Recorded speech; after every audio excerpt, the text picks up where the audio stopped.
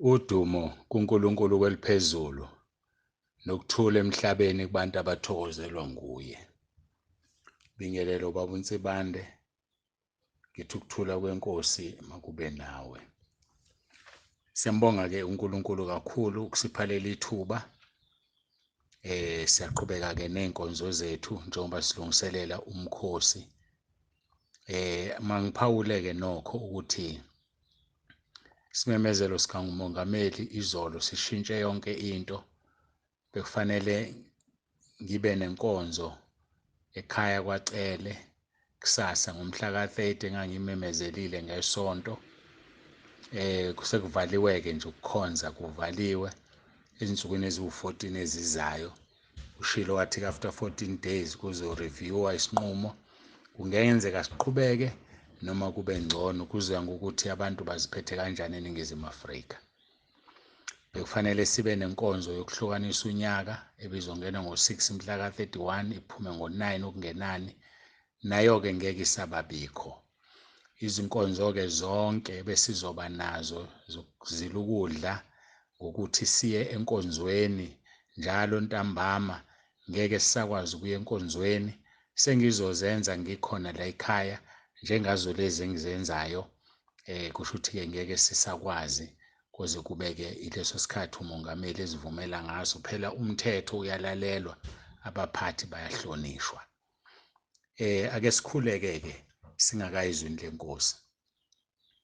Baba, izwi lakho liyaphila linamandla. Siza phambi kobuso bakho, ngiyakhuleka egameni likaJesu. Ngiyakhumbula Nkosi ukuthi wena uyithemba lethu, uyisihlangu sethu nesiphephelo sethu. Ingakho uJobe lapha ku-chapter 27 ebuza ethi liyini ithemba longena uNkulunkulu nxa inqunywa, lapho uNkulunkulu esusa umphefumulo wakhe na? uNkulunkulu wethu siza kuwena, uyithemba lethu. Ngaphandle kwakho Nkosi asilutho. Busisa lenkonzo sicela ngoJesu Kristu inkosi yethu. Amen. Ngiyafisa njengakaqali ukufunda izwi lenkosi, ukuphawula ukuthi ngiyathobeka kakhulu ngobuningi babantwana bakaNkulunkulu abafisa ukuthi babe kanye nathi kule nkonzo yoMkhosi. Ngiyabonga kakhulu, ngiyahlonipheka. Umkhuleko wami ukuthi uNkulunkulu aphendule ilona loyo isicelo sakhe ukuze adumise uNkulunkulu ngaso. Nikhumbuleke sinalezi zicelo zebandla. Mangithi ezebandla, bantwana bakaNkulunkulu, ngigcizelele, ngiyazi wonke umuntu la unebandla lakhe akakulona, kodwa sonke simzimba munye kaKristu, siyibandla likaKristu. Ngakho lokho esikukhulekelayo uma ukunakile ngesikhathi ngikusho kuhlanganisa noma ngabe ukuliphi ibandla, ngoba sonke lento siyayidinga. So sikhuleka njengomzimba kaKristu, sikhuleka njengebandla likaKristu, hayi njengebandla likaNsibanda. uNsibanda akanalo ibandla, kodwa sihlangene la ekhaya lezwi, sihlangene ngezwi likaNkulunkulu. Angikugcizelele lokho. Uthi uNkulunkulu uma babili noma bathathu behlangene egameni lami, nginabo lapho. So ukuhlangana kwethu ezindaweni ezihlukene ngomkhuleko wodwa walezi zinto eziwu-5 zebandla, nanalezo zakho-ke ezinye, uNkulunkulu uzosiphendula kuzona zonke ngoba uthembekile. Sinhliziyonye, sisho ngazwi linye. Ake sifunde kuMathewu 6, siqale kuvesi 16 sigcine ku-18, umgogodla wezwi lethu. Futhi nxa nizila ukudla ninganyukumali njengabazenzisi, ngokuba bona banyakamisa ubuso babo ukuze babonakale kubantu ukuthi bazilile. Ngiqinisile ngithi kini, sebewamukela umvuzo wabo. Verse 17, kepha wena nxa uzila, gcoba ikhanda lakho, ugeze ubuso bakho. Verse 18, ukuze ungabonakali kubantu ukuthi uzilile, kodwa kuyihlo osekusithekeni, noyihlo obone ekusithekeni uza kukuvuza. Ngifunde uMathewu isahluko sesithupha, chapter 6, saqala evesini le-16, 16, kagcine evesini le-18. Singena-ke ku-part 2 wokuzila ukudla, ngoba izolo besikhuluma ngo-part 1. Ku-part 2-ke ngigxila kakhulu ekuzilungiseleleni, ukuzilungiselela, njengoba nje sizilungiselela ukuthatha lo 21 days. Ngiyacela-ke ningiboleke indlebe. Kukhona ukuzila ukudla okuyizinhlobo ey'ntathu. Uhlobo lokuqala ungena kukho ngoba uholwa ngumoya kaNkulunkulu. Uhlobo lwesibili ungena ekuzileni ukudla ngoba kunguwena obona isidingo. Uhlobo lwesithathu ungena kukho ukuzila ukudla ngoba ufakwa ngamadimoni. Namadimoni ayamzilisa umuntu ukudla. Ngithanda-ke ukuthi-ke sibukeke siqale ngokuziliswa ngamadimoni. Yini ngiqala ngakho? Ngoba ngifuna sidlule nje kukho. Asikwazi uku-entertainer. Sinaso isikhathi soku-entertainer lolo hlobo, kodwa kuhle ulwazi ukuthi likhona. Uyazila umuntu aziliswe ngamadimoni. Masibheka-ke izwi lenkosi kaJakobe 2:19. Uthi, wena uyakholwa ukuthi uNkulunkulu munye na? Wenza kahle, namadimoni ayakholwa athuthumele.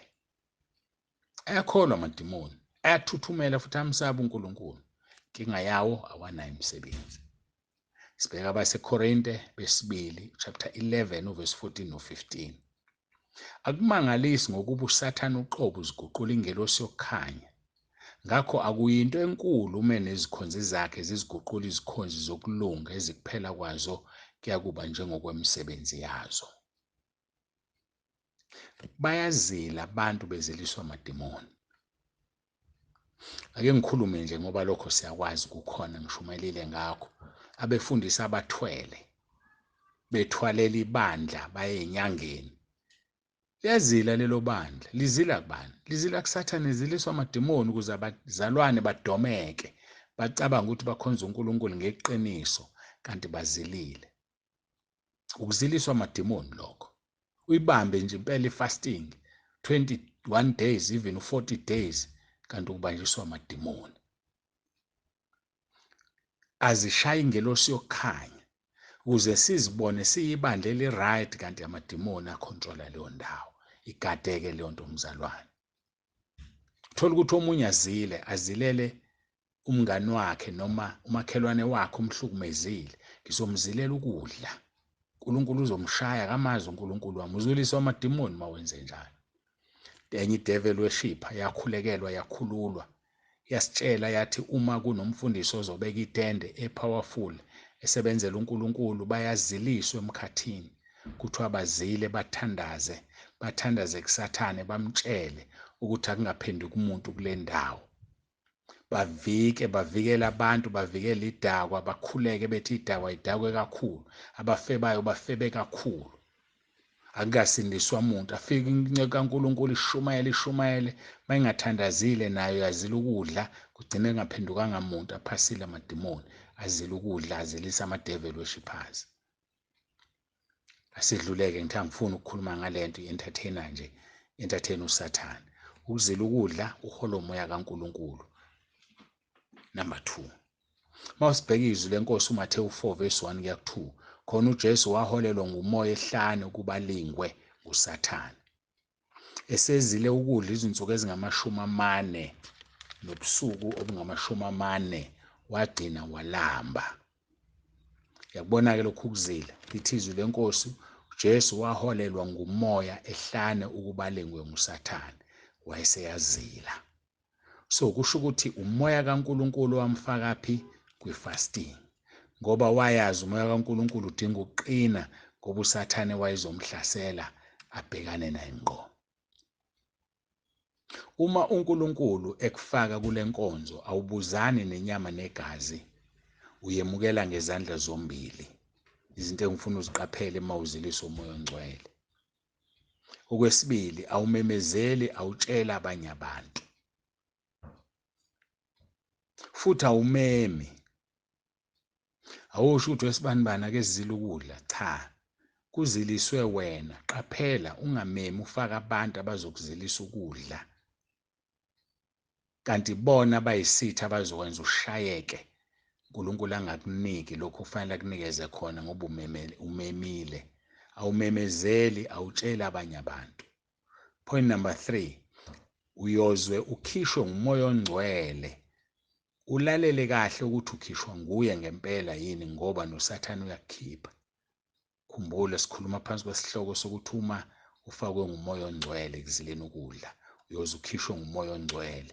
Ulalele kahle ukuthi ukhishwa nguye ngempela yini, ngoba noSathane uyakhipha. Iphuzu lesine, uma engakukhiphi kusobala ukuthi uyoze ukhishwe u-40 days ngoba iyona maximum yokuzila ukudla, 40 days noJesu wagcina kuyena. Point number 5, uqaphele uma ungeniswe ngumoya ongcwele kumele kusho yena ukuthi phuma manje ungazikhiphi wena. Njoba ngishilo upoint number 4 ukuthi uma engakukhiphi uyokhishwa u-40 days, kodwa uyakwazi futhi ukuthi akukhiphe. Uyena owaziyo senza intando kamoya ongcwele. Sengiqedile-ke, ngiqale nga-addressa ukuzila ukudla uziliswa ngamadimoni, sengingena ekuzileni uziliswa umoya ongcwele. Number 3, uma kunguwe obone isidingo njengoba sizila nje. Yebo, i-first fasting yethu ka-2014 safakwa nguNkulunkulu wasitshena sizoqala nini siyeke nini, sithatha u-21 days. Wayesethi-ke siyoze sikhishwe uyena. Yikho-ke siqhubeka yonke le minyaka ngoba akakasho ukuthi asiyeke. Kusho ukuthi le fasting yethu ka-21 days izinhle ezimbili. Safakwa uNkulunkulu ngomoya wakho ongcwele futhi soze sikhishwe uyena.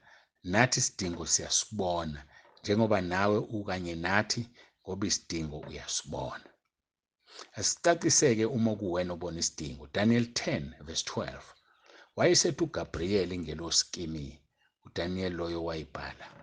Ungesabi Daniel ngokuba kusukela osukwini lokuqala wabeka ngalo inhliziyo yakho ukuqonda nokuzithoba phambi kaNkulunkulu wakho. Amazwi akho ezwiwa, mina ngifike ngenxa yamazwi akho.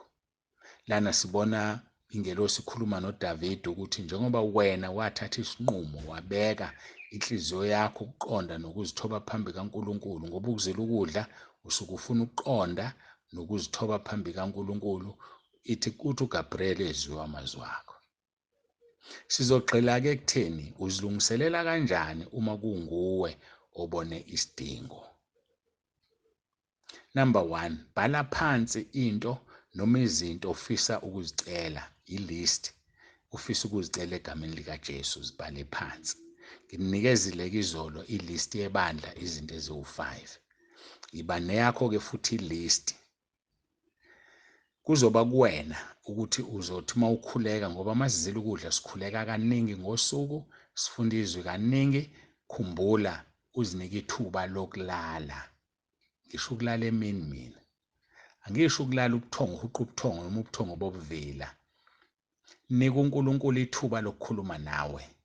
Angakhuluma nawe ngephupho emini ulele, angakhuluma nawe ngombono ewuveza ngaso leso sikhathi njengoba uveza kuPetro ephethwe isiyezi, kanti angakhuluma nawe ngezwi, iBhayibheli, noma akhulume nawe ngezwi, ivoice, uzwe ivoice akhulume nawe.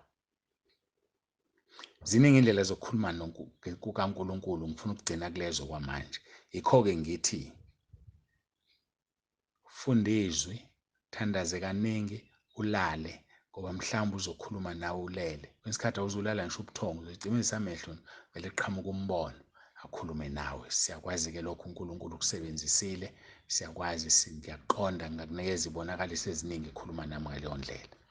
Ngakho-ke ngithe bhala phansi into noma izinto ofisa ukuzicela kuNkulunkulu, ilist. Kunelist yebandla, ibandla sengichazile, ngisho thina sonke, angisho ibandla legama nelist yakho-ke. Ukukwena ukuthi lo mkhuleko lo ngeke ngilingalinganisa.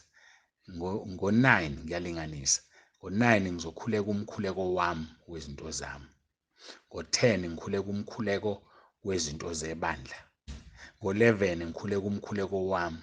Ngo-12 ngikhuleka umkhuleko wezinto zebandla. Ngo-1 ngifunda iBhayibheli.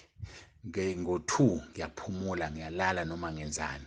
Ngo-3 ngiyaphinda ngiyakhuleka. Yabona, ngizama ukuthi iba nezinto zakho kodwa kungabi iprogram emile oyilandela ibhalwe phansi ngoba uSathane uzoyicrema kushaye. Kodwa nje iba umuntu osethekile, organized. Ngizokwenza ukuthi manje ngenza ukuthi mawuthanda zihlanganise zonke izinto zebandla nezakho.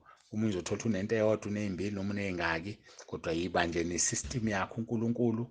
Uma ziziningi uyakwazi ukufunda ezweni, kukhona lapho asho khona inkosi yathi uNkulunkulu nansi incwadi ifunde wena iyakwazi ukufunda wazibhala phansi izinto zebandla uthi inkosi nansi list siyacela usiphendule sikhuleka sonke masokwezakho inkosi nansi list yezami ngiyacela inkosi ungiphendule ngethemba siyahambisana bangcwele sikhuluma ngokuthi uma kunguwe obona isidingo 1 bhala phansi ilist 2 thatha isinqumo sokuthi uzozila izinsuku ezingaki sesinaso ke isinqumo u21 days number 3 thatha isinqumo sokuthi hlobo luni lokuzila ukudla ozongena kulo number 4 thatha isinqumo sokuthi uzoba kuphi ngesikhathi ukule nkonzo sisazobuye sichaze izigaba zokuzila ukudla njengoba ngithatha isinqumo ukuthi hlobo luni lokuzila ukudla ngizobe ngichaze lapha number 4 thatha isinqumo sokuthi uzoba kuphi ngesikhathi kule nkonzo khona ukuthi uzoba sekhaya ufuna uba sentabeni ufuna ukuhlala endlini yenkonzo noma unendawo ethize esithele noma uzohlala nje lokhu uphuma ekhaya uyekamelweni lakho uyokhuleka thatha isinqumo sakho leso number 5 bakhona noma ukhona yini ozongena kanye nawe kule nkonzo umbuzo impendulo ithi yebo ngoba sihlangene njengebandla likaKristu kodwa lento iyakhelwe noma ubani ofuna ukuyithathela okwakho ukuzila ukudla uyabuka uthatha isinqumo ukuthi khona nengena naye noma ngingena ngedwa kule case yethu ke singena sibaningi point number 6 ufisa ukuqala nini impendulo ithi siyaqala mhla ka1 point number 7 alukho yini uhlelo obelihleliwe ngaphambili olungaphazamisa umkhuleko wakho kulezi insuku ezihlelayo alukho yini olunye uhlelo kuwena ke lokho ubheka ukuthi alukho nolunye uhlelo oluzophazamisa njengezinto ezihleliwe mhlambe kuhlelwe umshado mhlambe kuhlelwe umcimbi othize okuzobuye kube inkinga usubonakala usadli izinto ezinjalo ukuze udoje ubungabonakalanga ukuthi awudlanga uzokwenza njani amaplani akuwena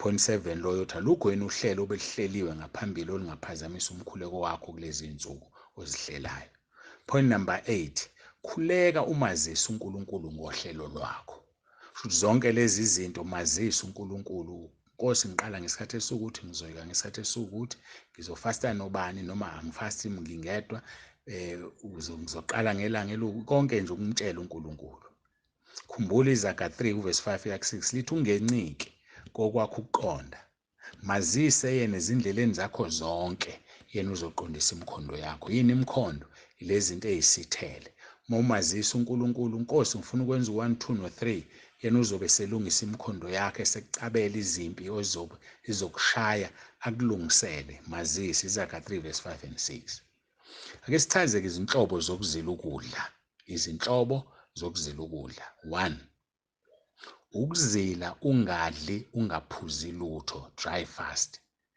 siyathola kwizenzo 9 verse 9 lapho umpostoli uPaul wazila izinsuku zaze zabantathu engadli engaphuzi dry fast le akuyona ke lesingena kuyona uhlobo lwesibili ukuzila uphuza amanzi kuphela Daniel 10 verse 3 uthi ngangingadli isinkwa esithandiweyo nenyama newayini akungenanga emlonyeni wami futhi angizigcobanga nakanye kwaze kwaphela amasonto amathathu into ayibalayo ayingayidlanga kusho ukuthi esalayo amanzi kusho ukuthi wayephuza amanzi isilapho la sithi ke fasting la siphuza khona amanzi ngakho ke izinto enangazibalanga akawabala amanzi ukuzila udle ukudla ongakuthandi ifasting yesithathu leyo ukuzila udla ukudla ongakuthandi uhlobo lwesithathu okuthiwa iDaniel's fast sizokhumbula uDaniel nabangani bakhe babethunjiwe lapha kuDaniel chapter 1 sizobuka uverse 8 noverse 12 no17 no19 kuya ku20 ngoba isikhathi asikho sokubuka konke amavesi lithi ke uDaniel wazimisela enhlizweni yakhe ukuba angazingcolisi ngesabelo sokudla kwenkosi nengewayini eliphuzwayo wayesecela enduneni yabathene ukuba angazingcolisi ifast leyo ngoba akakudlanga ukudla babekuhlelelwe lapha ithunjwe khona wakubona kuukumngcolisa verse 12 wathi ke ake ulinge izinceku zakho izinsuku eziyishumi basipha imfino yokudla vegetables namanzi okuphuza kusho ukuthi kule fasting yabo babedla nje ama-vegetables odwa namanzi okuphuza. Yayinqaba induna wathi silinge 10 days. Yabalinga-ke uverse 17 uthi laba abafana bane uNkulunkulu wabanika ukwazi nokuqonda encwadini nasekuhlakanipheni. uDaniel wayenengqondo kuyo yonke imibono namaphupho.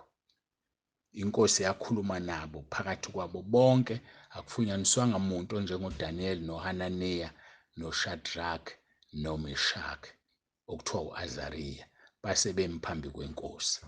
La-ke bathi emva kokuba becelile ukuthi inkosi induna ibalinge yabavumela, batholakala bekhuluphele bedla ama-vegetables odwa namanzi. Ukudla lekho isikhathi esiningi isizotha asikuthandi, kodwa iDaniel's fast ukufasta lokho.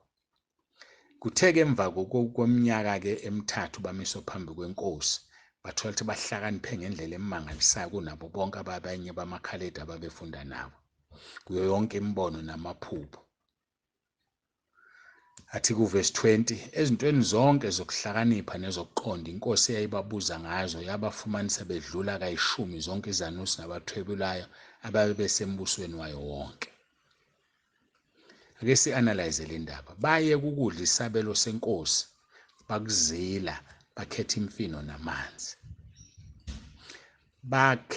Bakhethelwa ngumholi wabo uDaniel lolu hlobo lokuzila. Ake sibheke imiphumela esiyibona lapha. uNkulunkulu wabanika ukwazi, knowledge, imiphumela yokuzila. uNkulunkulu wabanika ukuqonda, skill, encwadini. Number 3, uNkulunkulu wabanika ukuhlakanipha, wisdom. Number 4, ingqondo wabanika uNkulunkulu kuyo yonke imibono namaphupho kuDaniel. I-understanding in all visions and dreams. Point number 5, badlula bonke izihlakaniphi kayishumi, 10 times better than bonke abanye. Ngakho-ke yazi ukuthi uzongena kuluphi uhlobo lokuzila ukudla. Le oDaniel baba kuyo 3 years ngoba babezofunda 3 years, iminyaka esichithwa isikhathi esiningi ema-university ema-college 3 years. So ngoba babefunda izinto zaseBhabhele, eBhabhiloni, amaKhaledi. Khumbula mazisa uNkulunkulu egameni lenkosi uJesu. So-ke bengichaza-ke la iDaniel's fast le dume kakhulu abantu abayaziyo, abathanda ukuyizila besho bezila u3 days 7 days bazila iDaniel's fast. Daniel fast ungayithatha ngalezo nsuku, mhlawumbe unamaphilisi owadlayo noma yini, sike sayikhuluma leyo nto, angifuni ukugxila kuyona, izothatha isikhathi. Kodwa iDaniel's fast is when uzozila isikhathi eside njengabo babengafuni ukudla ukuzingcolisa, badla ama-vegetables namanzi kuphela. 3 full years uNkulunkulu wabavuza ngokubahlakaniphisa. Njalo emva kwefasting mawuyenze kahle uNkulunkulu uzokunika okuthize. Xole nje mntakababa, ndlalifa izulu isikhathi ungasinaki, lezi nkonzo zizoba zinde ngoba inhloso ukuthi sikhathule umsebenzi wensuku eziningi wenzeke ngensuku ezimbalwa ulungiselela ifasting. Uma usulungele uqala ngoba usumazisela uNkulunkulu lezi zinto, mhlambe sithi usulungele ukuqala ngakusasa noma ngosuku olulandelayo, njengoba nathi namhlanje u29 kusela u30 no31 siyaqala mhla ka1. Kunezinto okumele uzicele enkosini uJesu eziwu7 njengoba usulungiselela uqala nje. Number 1, mcele akusize ungazweli indlala, ungalambi. Number 2, mcele avale ukuthanda nokuhalela ukudla, appetite. Number 3, mcele avale ungalizwa iphunga lokudla. Liyalambisa iphunga lokudla. Kuvele kunuka iKFC nje. Nomakhelwane avele osinyama njengoba mhla kanje uzobe kosiwa. Hayi izobe hlasela usathane ngephunga lenyama yokosa. Mcele number 4, akubiyele emaphusheni amabi alethwa ngamadimoni, ama-satanists nama-devil worshippers. Mcele akubiyele. Number 5, mcele akubiyele ungaphuphi udla noma uphuza. Number 6, mcele akusize ungaphelelwa ngamandla emzimbeni. Number 7, imcela kusize ukwazi ukuhlukanisa iphimbo likamoya ongcwele nelesitha uSathane. Ukucela lezi zinto eziwu7 kuzokusiza uqhubeke kahle enkonzweni yakho yokubambana noNkulunkulu. Usukulungeleke manje ukuqala inkonzo yakho. Ngosuku oqala ngalo yenza uMathewu 6 verse 16 yaku 18 othi nxa nizila ukudla, number 1, ninganyukumali njengabazenzisi ngokubabona banyakamisa ubuso babo ukuze babonakale kubantu ukuthi bazilile. Ngiqinisile ngithi kini sebewamukela umvuzo wabo. Kepha wena, number 2, nxa uzila gcoba ikhanda lakho. Number 3, ugeza ubuso bakho ukuze ungabonakali kubantu ukuthi uzilile, kodwa kuyihlo sekusithekeni noyihlo obona ekusithekeni uza kukuvuza. Masizihlaziye kafushane lezi zinto noma lo 3 verses lo sithi ukuhlaziya kafushane. Number 1, unganyukumali njengabazenzisi. Mayingabikho into ekhombisa abantu ukuthi uzila ukudla noma usemkhulekweni. Abafundi bakaJohane uMbhaphatisi nabaFarisi abazenzisi babengayazi lemfihlakalo. Mawubheka uMathewu 9 verse 14, khona kwase kufika kuJesu abafundi bakaJohane bathi, yini ukuba thina nabaFarisi sizila ukudla kepha abafundi bakhe abazili ngani na? Babezobabona kanjani futhi bezwe ngobani ngoba kufanele utshele omunye umuntu? Babezobona ngoba 1, babezokunyukumalisa ubuso babo. Number 2, ngamakhanda angagcotshiwe futhi angakanyiwe. 3, ngobuso obungageziwe. Ayisaphathwa ke umzimba onukayo ngoba ungasagezwa. Ikhwapha lona. Ithi iNkosi uJesu Kristu, 1, unganyukumalisi ubuso njengabazenzisi. 2, gcoba ikhanda lakho. Thina esinezinwele ezimfushane nje ke kama mntaka baba. 3, ugeze ube muhle kungabikho ukukhombisa abantu ukuthi uzilile. Uma ke wenze njalo ubaba obona ekusithekeni uza kukuvuza. Uverse 18 uthi, ngiyamthanda ucebile. Usibonisa ukuthi ukuzila ukudla kunomvuzo ovela kuBaba osezulwini, kuBaba osekusithekeni. Yingakho kufanele uma uzila ukudla ungatshela abantu, ngoba uma utshela umuntu ukuthi uzila ukudla usuphumile. Yingakho sinegama lokuthi uMkhosi. Ngoba sithi uMkhosi sifihlile, siyazana thina bebandla ukuthi mangithi ngisemkhosini kusho ukuthini. Awuhambi ukutshela abantu ukuthi uzilile. Esibukele liphuzu lesibili besibukela oqala elithi unganyukumali njengabazenzisi. Elesibili lithi ungazileli ukubonwa ngabantu, ungazileli ukubonwa ngabantu. Ubaba obone ekusithekeni ozokukuvuza aphendule umkhuleko wakho. Omunye angathi uDaniel kuDaniel 10 verse 3 uthi akazigcobanga nakanye ezilile kwaze kwaphela 21 days. Yebo, kwakuyiyona ndlela eyayaziwa engakafika uJesu oyena owayilungisayo wathi ninganyukumali njengabazenzisi ukuba nibonwe ngabantu ukuthi nizilile. Dlala ezulu enkonzweni elandelayo sizobuka ukuthi yini okufanele uyiqaphele uma wenza lenkonzo. Ku-part 4 sizobuka imiphumela yayo. Ku-part 2 lo, ku-part 3 sizobuka ukuthi yini okufanele uyiqaphele uma wenza lenkonzo. Bese ku-part 4 sizobuka imiphumela yayo. uNkulunkulu akubusisa ke ngithandaze. Baba, egameni likaJesu siyabonga. uNkulunkulu wethu nomusa, busisa ilona loyo lalelayo la kungene inkosi engqondweni, akwazi kumphilise. Balungisele inkosi abantwana bakho ukungena kulo 21 days. Sisize ke inkosi usipha amandla. Siyabonga, ibusise lenkonzo egameni elihle lomfowethu wethu uJesu ophilayo. Amen. Baba uNsibande othi usuku lumnandi.